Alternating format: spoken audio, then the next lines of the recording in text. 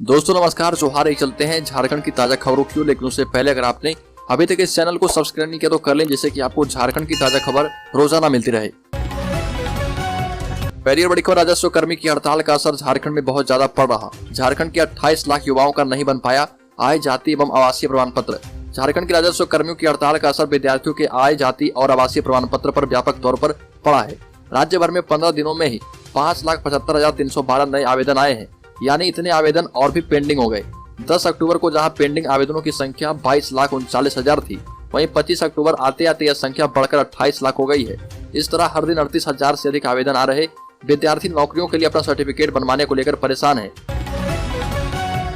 अगली खबर, TBNL की एक यूनिट हुई ठप। झारखंड में 400 मेगावाट की लोड शेडिंग आ गई।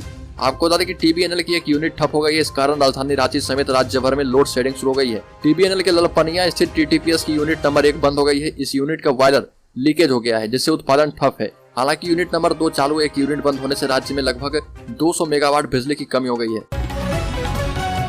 अगली खबर, जिलों से नहीं आया रोस्टर क्लियरेंस, अटक गई 25,996 शिक्षकों की नियुक्ति प्रक्रिया का मामला अटक गया है। शिक्षकों को नए पदों का सृजन किए जाने के बाद सभी जिलों से रोस्टर क्लियरेंस की रिपोर्ट मांगी गई थी। बावजूद इसके करीब 1.5 माह बीतने को है, लेकिन किसी भी जिले से अंतिम रिपोर्ट नहीं आई। इस वजह से दुर्गा पूजा से पहले झारखंड कर्मचारी चयन आयोग को भेजी जाने वाली अधियाचना दीपावली के बाद भी नहीं भेजी जा सकी। ऐसे में नवम्बर से पहले अधियाचना भेजकर नियुक्ति प्रक्रिया शुरू करना भी संभव नहीं दिखता।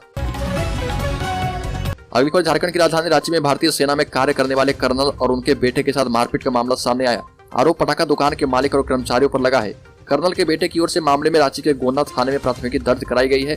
दूसरी तरफ पटाखा दुकान के कर्मचारियों का आरोप है कि कर्नल ने उन्हें जाति सूचक गालियां दी। कर्मचारी की तरफ से भी गोंदा थाने में FIR दर्ज की गई है। पुलिस दोनों FIR के आधार पर जाँच में जुट गई है। अगली खबर, गोलबंद हो रहे कुर्मी ST में शामिल करने की मांग, संसद घेरने की तैयारी है। CM ने कहा थी ये बड़ी बात। आपको बता दें कि ST में शामिल करने की मांग को लेकर झारखंड के कुर्मी गांव-गांव गोलबंद होने लगे हैं। हर गांव से चुने हुए प्रतिनिधि अपने क्षेत्र से दिल्ली कूच करने की तैयारी कर चुके हैं। पिछले दिनों टोटेमिक कुर्मी और कुर्मी विकास मोर्चा ने फैसला किया कि 12 दिसंबर को अपनी मांगों को लेकर राज्य की कुर्मी संसद का घेराव करेंगे और इसमें बड़ी संख्या में कुर्मी समाज के लोग शामिल होंगे। कुर्मी विकास मोर्चा के नेता शीतल ओहरदार ने बताया कि 2 महीने पहले कोल्हान से सटे बंगाल, ओडिशा के कुर्मी भी इस आंदोलन में शामिल हुए थे।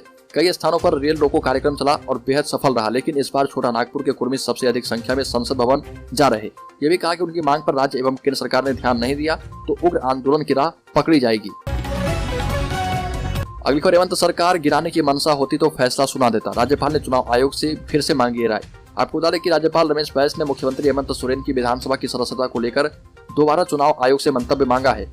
उल्लेखनीय कि आयोग ने बीते 25 अगस्त को राज्यपाल को हेमंत सोरेन के खिलाफ पत्थर खनन लीज मामले में मंतव्य प्रेषित किया था।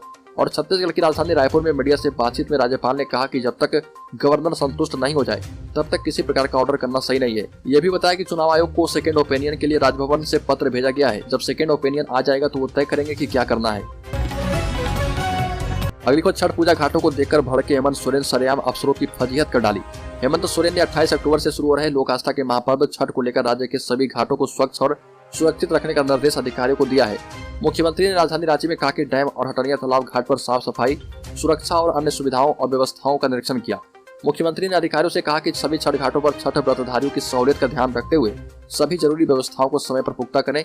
छठ घाटों के निरीक्षण के क्रम में मुख्यमंत्री के साथ रांची के उपायुक्त राहुल सिन्हा मौजूद थे।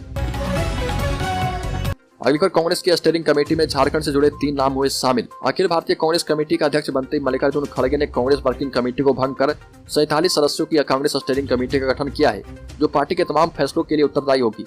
पूर्व में 23 सदस्यों की CWC के पास ऐसे ही अधिकार थे।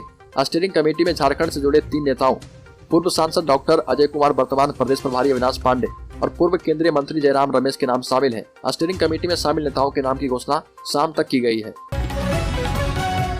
अगली खबर, मुख्यमंत्री हेमंत सोरेन की अगुवाई वाली झारखंड सरकार राज्य के 65,000 पारा शिक्षकों को बड़ी खुशखबरी देने जा रही है। किसी पारा शिक्षक की सेवा अवधि के दौरान मृत्यु होने पर उसके आश्रित को उसकी योग्यता के मुताबिक अनुकंपा पर नौकरी मिलेगी और यह नौकरी समग्र शिक्षा अभियान के विभिन्न पदों पर ही अनुबंध पर हो पाएगी। इसके लिए सहायक अध्यापक नियुक्ति एवं सेवा शर्त रूलबुक में संशोधन किया जाएगा। स्कूली शिक्षा एवं साक्षरता विभाग के मंत्री जगन्नाथ महतो ने इसे लेकर प्रस्ताव तैयार करने के निर्देश अधिकारियों को दिए हैं। वर्तमान रूल बुक में प्रावधान है कि पारा शिक्षक की मृत्यु होने पर आश्रित को पारा शिक्षक के पद पर या अनुकंपा पर नौकरी मिलेगी और इसके लिए इसे पारा शिक्षक की योग्यता रखना अनिवार्य होगा। अब नए रूल बुक में संशोधन किया गया है और रूल बुक में संशोधन होने के बाद आश्रित को आवश्यक योग्यता रखने पर किसी दूसरे पद पर भी अनुबंध पर बहाल कर दिया जाएगा। हालांकि रूल बुक में संशोधन के लिए वित्त विभाग, कार्मिक विभाग, विधि विभाग एवं कैबिनेट की स्वीकृति लेनी होगी। अगली खबर, बिजली संकट से झारखंड में हाहाकार, कई शहरों में बत्ती हुआ गुल। TBNL तेनुघाट की एक यूनिट ठप हो गई। झारखंड के विद्युत उत्पादक संयंत्र तेनुघाट विद्युत निगम लिमिटेड की एक यूनिट से बिजली उत्पादन ठप हो गया है। इसके कारण राज्य में बिजली संकट गहरा गया है, जिसके कारण रांची समेत राज्य के अन्य शहरों में बिजली की लोड शेडिंग की जा रही है। TBNL के पदाधिकारियों ने बताया कि 1 नंबर यूनिट का बॉयलर लीकेज होने के कारण ये समस्याएं उत्पन्न हुई। अगली खबर, एटम बम तो फूटेगा, झारखंड के राज्यपाल ने किया बड़ा इशारा। हेमंत सोरेन रहेंगे कि जाएंगे, संकट में है सरकार। मुख्यमंत्री हेमंत सोरेन रहेंगे कि जाएंगे, तमाम राजनीतिक उलटफेर की आशंकाओं के बीच झारखंड के राज्यपाल रमेश बैस ने बड़ी बात कह दी है। दीपावली की चर्चा आगे कर गवर्नर ने कहा कि झारखंड में पटाखा बैन नहीं है, संभव है कि एटम बम फटे।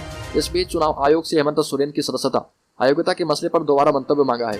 हेमंत सोरेन की विधानसभा की सदस्यता को लेकर उहापोह की स्थिति पिछले 2 महीने से बनी है। लंबी सुनवाई के बाद 25 अगस्त को भारत निर्वाचन आयोग ने गवर्नर को मंतव्य दे दिया था। एक बार फिर चुनाव आयोग के पाले में गेंद डाल दी गई है।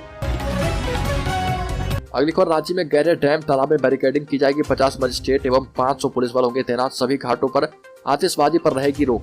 छठ महापर्व की तैयारियों का मुख्यमंत्री के द्वारा जायजा लेने के बाद जिला प्रशासन भी रेस हो गया है।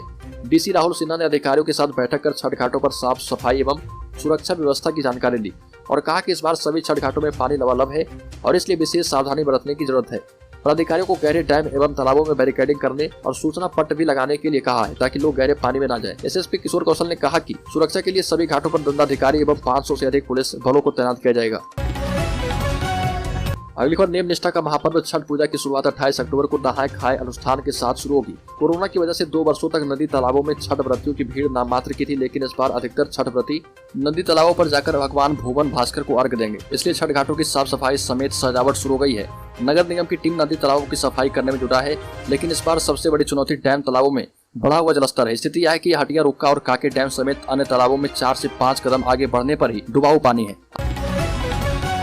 अगली खबर, धनबाद में बरवा अड्डा हवाई अड्डा के समीप बन रहे नए समाहरणालय के फिनिशिंग वर्क पर 9 करोड़ रुपए खर्च होंगे। भवन प्रमंडल धनबाद डिवीजन के अनुसार राज्य मुख्यालय से इसकी स्वीकृति मिल गई है। भवन प्रमंडल विभाग धनबाद के सहायक अभियंता चंदन कुमार का कहना है कि भवन प्रमंडल विभाग रांची ने टेक्निकल स्वीकृति प्रदान कर दी है। प्रशासनिक मंजूरी मिलते ही ऑनलाइन टेंडर प्रकाशित कर दिया जाएगा।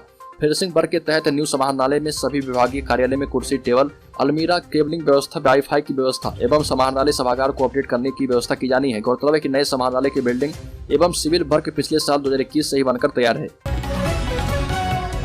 अगली खबर, झारखंड गठन के बाद से अब तक ट्रेजरी से निकाले गए 7,095 करोड़ रुपए का कोई हिसाब नहीं मिल रहा और यह राशि सरकारी कामकाज के लिए खजाने से अग्रिम के रूप में निकाली गई थी, लेकिन सरकार को यह पता नहीं चल पा रहा कि किसने पैसे निकाले और अभी उसकी क्या स्थिति है। सरकार के बार बार निर्देश के बावजूद अधिकारियों ने इस राशि का कोई हिसाब किताब नहीं दिया है। दरअसल राज्य बनने के बाद से ऐसी स्थिति बन रही है। ऐसी बिल से पैसे निकाले जाते हैं लेकिन उसका बिल जमा नहीं किया जाता। अगली ऑफिस ऑफ प्रॉफिट मामले में फिर से मांगा गया मंतव्य, झारखंड में फट सकता है एक आध एटम बम। गवर्नर ने दिया बड़ा बयान। मुख्यमंत्री हेमंत सोरेन के ऑफिस ऑफ प्रॉफिट मामले को राज्यपाल रमेश बैस ने एक बार फिर से तूल दे दिया है। छत्तीसगढ़ में एक निजी मीडिया चैनल को दिए इंटरव्यू में कहा कि इस मामले में निर्वाचन आयोग से दोबारा मंतव्य मांगा गया है। आयोग के मंतव्य को मानने को विवश नहीं है। जब तक पूरी तरह संतुष्ट नहीं हो जाते तब तक कोई फैसला नहीं सुनाएंगे। ये भी कहा कि दिल्ली में पटाखा बैन है लेकिन झारखंड में नहीं। झारखंड में एक आध एटम बम फट सकता है। इससे पहले राज्यपाल ने कहा था कि आयोग का लिफाफा इतनी मजबूती से चिपका है कि वह खुल नहीं पा रहा। अगली खबर, चतरा में भाजपा ने की बैठक। भाजपा जिला की संगठनात्मक बैठक पार्टी के तपेज स्थित जिला कार्यालय में की गई और इसकी अध्यक्षता पार्टी के जिलाध्यक्ष अशोक शर्मा ने की। इसमें भाजपा प्रदेश के प्रशिक्षण प्रमुख मनोज सिंह मुख्य अतिथि के रूप में शामिल हुए। बैठक में झारखंड सरकार के खिलाफ भाजपा का 7 नवंबर से 13 नवंबर तक जिले के सभी प्रखंड मुख्यालय में आयोजित विराट प्रोटेस्ट के कार्यक्रम को सफल बनाने पर चर्चा की गई।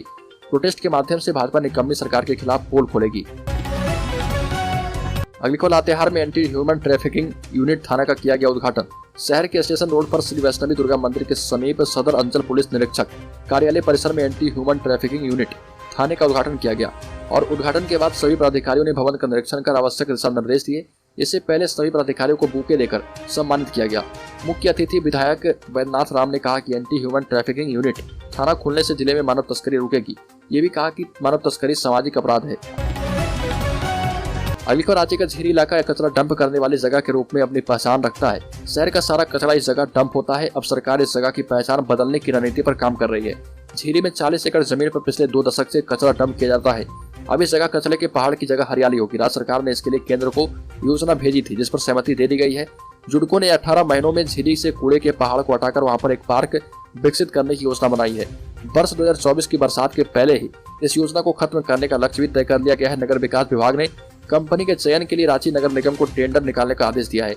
कचरा हटाने का काम निजी कंपनी को सौंपा जाएगा। चयनित कंपनी बायोरेमेडिसन या बायो माइनिंग तरीके से कचरे को हटाने का काम करेगी। लगभग 136 करोड़ रुपए खर्च किए जाएंगे। कंपनी को कचरे के निष्पादन के लिए झीरी में ही प्लांट लगाना होगा। अगली खबर विधायक सरयू राय ने बुधवार को होल्डिंग टैक्स वृद्धि के मामले में हेमंत सोरेन सरकार को घेरा और आरोप लगाया कि हेमंत सरकार एक मंत्री को आगे कर जनता में भ्रम फैला रही है कि होल्डिंग टैक्स में की गई वृद्धि वापस ले ली गई, जबकि इस दिशा में अब तक कोई ठोस कदम नहीं उठाया गया।